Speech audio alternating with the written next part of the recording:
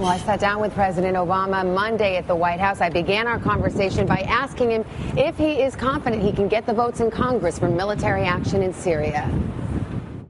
I wouldn't say I'm confident. I'm confident that the members of Congress are taking this issue very seriously, and they're doing their homework, and I appreciate that. If this resolution fails in Congress, would you act without Congress? The answer could be yes, no, or I haven't decided. Yeah, I think it's fair to say that I haven't decided. I am taking this vote in Congress and what the American people are saying very seriously.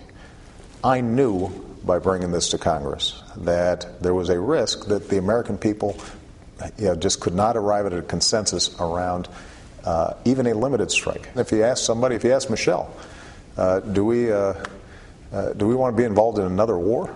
The answer is no.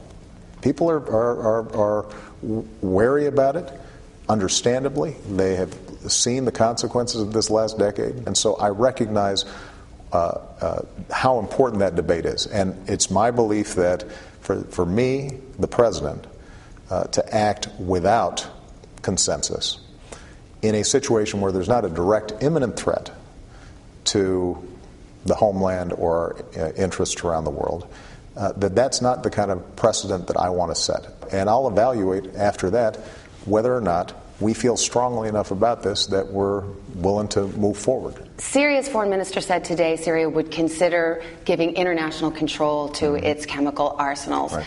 Do you welcome that step? Are you skeptical? Does it seem like a stalling tactic? I think a famous American president once said, trust but verify. But between the statements that we saw from the Russians, the statement today from the Syrians, this represents a potentially positive development. We are going to run this to ground. We're going to make sure that we see how serious these proposals are. Does it feel like a ploy? This could potentially be a significant breakthrough. But we have to be skeptical because this is not how we've seen them operate over the last couple of years. You've said that these strikes, if they take place, will be limited. My question to you is, how could you possibly know that?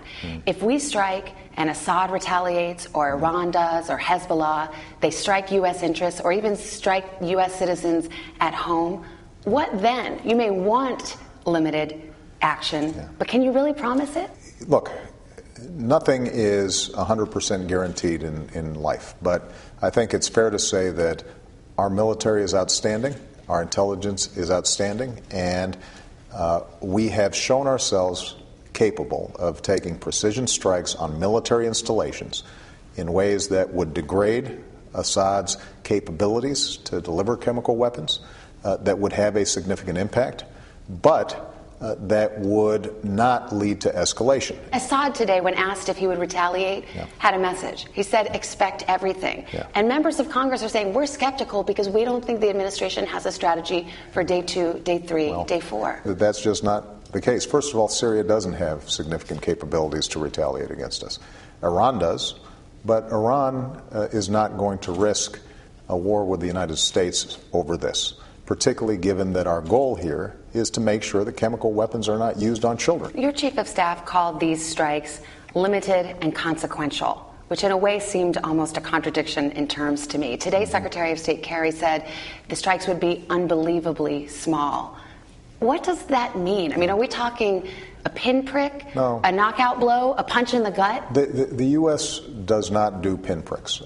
Our military is the greatest the world has ever known.